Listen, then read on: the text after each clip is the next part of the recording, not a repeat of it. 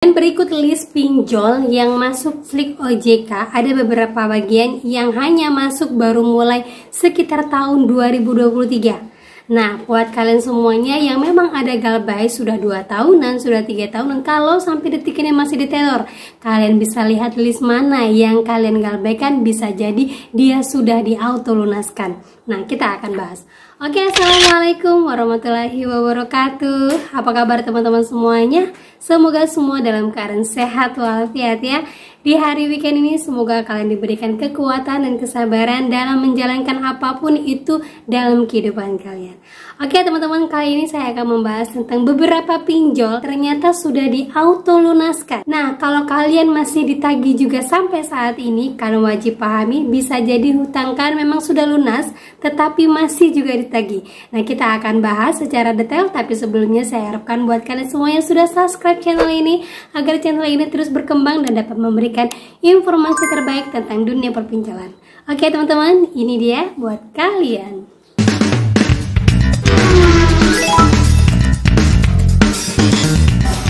Oke teman-teman, jadi di sini saya ada dapatkan sekitar 10 pinjol yang memang daftarnya masuk ke dalam Slik OJK. Tetapi ternyata kalau kalian saat ini sudah galbay dari tahun 2022, 2023, kalian wajib pahami ternyata hutang kalian itu sudah auto lunas. Kenapa bisa auto lunas? Nah, kita telah dulu ya. Di tahun 2023 ataupun setelah Covid ya, 2020, 2021, 2022, itu hampir semua pinjol, baik itu pinjol raksasa ataupun pinjol kelas menengah, itu memberikan yang namanya asuransi galbay.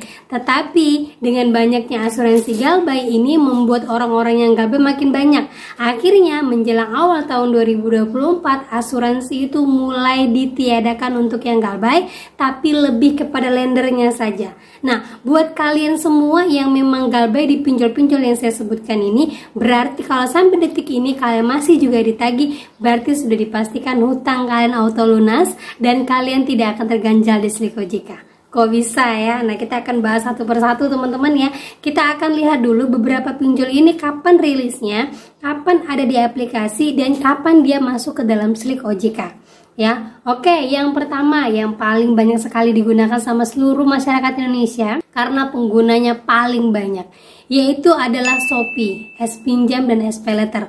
Buat teman-teman ketahui, S-Pinjam itu rilis di tahun 2018, artinya S-Pinjam itu mulai ada di Indonesia itu di tahun 2018. Sebelumnya Shopee ini lebih terkenal dengan pembelanjaan retailnya berbasis teknologi ya. Kemudian SPayLater itu 1 tahun berbeda, dia munculnya itu diresmikan di tahun 2019, kemudian masuk ke dalam Slik OJK. Untuk S-Pinjam dia dimulai di tahun 2023 pertengahan.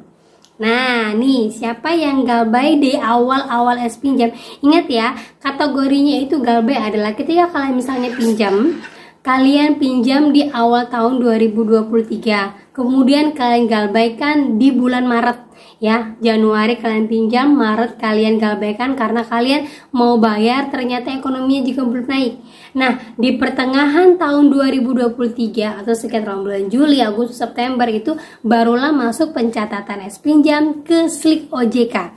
Berarti hutang kalian sebelum-sebelumnya itu sudah auto lunas, dilunaskan sama asuransinya. Itu untuk yang di tahun 2023, tahun 2022, tahun 2020 paling jelasnya lagi. Pasti banyak sekali orang yang bilang, iya ya hutang saya kok nggak ada, hutang saya kok yang dulu-dulu itu udah nggak masuk lagi, ini beneran nggak ada di OJK atau gimana? Jawabannya memang tidak ada, belum tercatatkan ya. Kemudian SPayLater. SPayLater ini aktifnya itu di 2019, tetapi baru masuk ke Slik OJK sekitar tahun 2020 akhir di naik-naiknya Covid, masa-masa Covid. Tetapi itu belum semua masuk teman-teman, karena belum semua bisa mengakses dari SPayLater ini, hanya sebagian orang saja, karena dulu kan syaratnya ini itu dan segala macamnya ya. Jadi hanya sedikit-sedikit saja. Tetapi untuk hutang dari S-Pinjam yang berkaitan dengan modal, dari awal mereka pinjam pinjam itu sudah masuk ke dalam SLIK OJK karena kategorinya untuk UMKM, bukan untuk konsumtif. Ya, nilainya besar. Sekalipun nilainya kecil, tetapi kategori untuk pemilihannya adalah untuk UMKM, dia masuk ke dalam SLIK OJK. Oke, lanjut lagi ya. Yang kedua itu adalah HCI. Nah, HCI ini itu home credit, dia untuk pinjaman online-nya baru masuk sekitar tahun 2017. Ya, untuk basic pinjaman online-nya. HCI dulu kan itu untuk kebutuhan keluarga. Ya, misalnya untuk beli barang, HP, TV dan segala macam itu menggunakan HCI. Dia ada masuk di Indonesia sekitar tahun 2013, tetapi khusus buat pinjamannya itu dia 2017.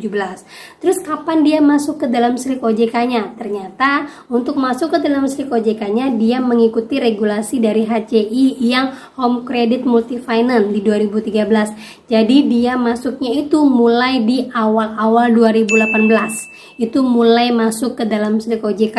Kalau nggak 2017 akhir, dia awal-awal 2018 sudah masuk ke SLIK OJK. Lanjut lagi kita yang ketiga, yaitu Kredivo. Nah, Kredivo dan HCI ini dia termasuk dalam kategori multifinance ya teman-teman ya. Bunganya juga besar, walaupun multi bunganya besar tapi penggunanya banyak karena informasinya banyak orang yang disetujui dan banyak yang limitnya naik kalau dia ada perawatan itu informasinya. Tetapi kalau seandainya kan ada galbay di ilegal, nantinya itu akan sulit mendapatkan limit, itu akan terdeteksi. Nah, itu informasinya teman-teman ya. Kalau Kredivo ini dia rilis itu sekitar 2015 sampai 2016. Nah, kalau masih di awal-awal biasanya itu dia belum masuk SLIK OJK teman-teman. Dia masuk ke dalam SLIK OJK setelah 3 bulan atau 6 bulan setelah berjalan. Nah, itu untuk yang multifinance-nya. Tetapi untuk rilis aplikasinya pinjaman duit itu baru rilis di April 2019. Artinya dia baru masuk ke SLIK OJK di awal-awal 2020 atau akhir 2019.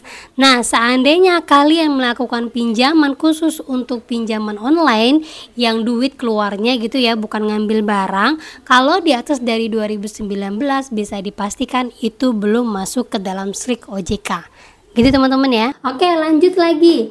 Aku Laku. Nah, Aku Laku juga sama dengan Kredivo teman-teman. Dia rilis itu di 2016, berarti sekitar 2016 akhir ataupun pertengahan baru dia masuk ke dalam SLIK OJK. Nah, ini pun dia sama multi finance, bunganya tidak sama dengan P2P lending ya.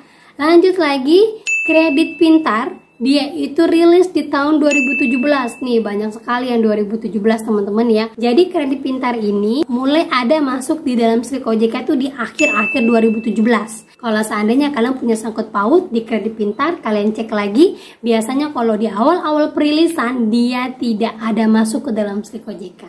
Gitu ya. Oke, lanjut lagi teman-teman ya. Ada lagi di Tunaiku. Nah, siapa yang nggak beli Tunaiku? Tunaiku ini memang keluaran dari PT Amar Bank. Ternyata Tunaiku ini sudah ada sejak 2014 teman-teman. Tetapi kategori untuk ada di aplikasi mulai bisa orang untuk mengunduh dan menggunakannya langsung menggunakan aplikasi itu baru ada di tahun 2017. Nah, kalau kategori K, apakah dia masuk ke dalam SLIK OJK untuk pinjaman dari tahun 2014-nya ini? Itu dia masuk ke dalam SLIK OJK teman-teman. Tetapi ketika kalian mengunduhnya dari aplikasi itu sekitar tahun 2017, kalian lihat dulu nominalnya. Karena kalau sudah masuk ke dalam aplikasi dan mengikuti peraturan dari P2P Lending, untuk masuk SLIK OJK itu adalah 1 juta ke atas. Nah, sementara Tunaiku ini ketika dia memberikan basic atau memberikan pinjaman awal itu nilainya di bawah 1 juta. Itu informasinya teman-teman ya. Dan itu pun tidak semudah orang untuk meminjamkannya. Kalau seandainya kalian baru aja pinjam terus kalian langsung mendapatkan limit sekitar 2 juta ataupun 3 juta, berarti dia sudah otomatis akan masuk ke dalam SLIK OJK. Gitu ya teman-teman ya. Dan itu pun baru di 2017, mungkin pertengahan atau akhir-akhir 2017. Ya, oke, kita lanjut lagi ya. Ada 360 kredi. Nah, 360 kredi, dia ini rilis di tahun 2019. Kemudian dia baru masuk ke dalam SLIK OJK itu di akhir 2023.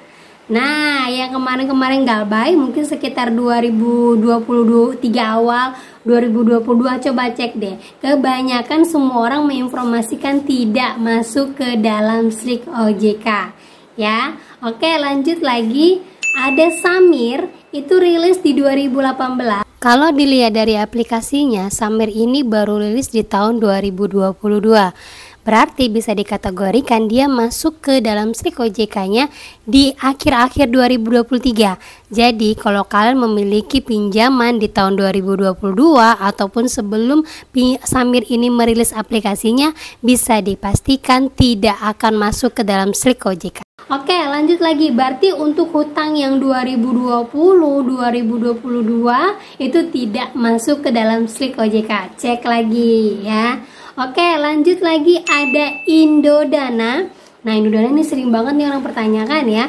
Dia itu rilis di tahun 2017 ya, 2017, 2018. Tetapi Indodana ini terkonfirmasi banyak yang informasi baru masuk di SLIK OJK tuh sekitar tahun 2023. Walaupun dia sudah rilis, tapi belum tentu masuk ke dalam SLIK OJK.